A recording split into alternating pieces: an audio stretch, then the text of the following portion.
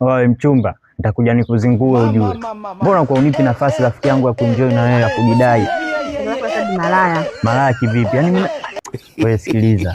Usiletee pigo zako, nitakuja nikuzabe vibao ujue. Mariamu ni nani? Mariamu sasa si rafiki yangu kwa wewe ujue. Rafiki wa kike?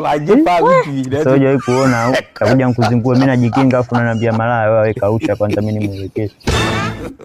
Wa vipi mzee, mbona kama hivyo? Shida nini? Mzee, what are you talking about? Sio kama tunaheshimu hiyo kofia uliyovaa na huo msuli. Sikiliza, wazee kama wakishaona vijana tumetulia kama hivyo wanaona tuna faidi. Wewe mzee, sisi tunagaramia ujue. Ngoja kwanza tumwelekeze, tutakuja tukuzingua. What happened? Nikukuta nyumbani. Sasa hivi? Haya baba. Ngoja kwanza.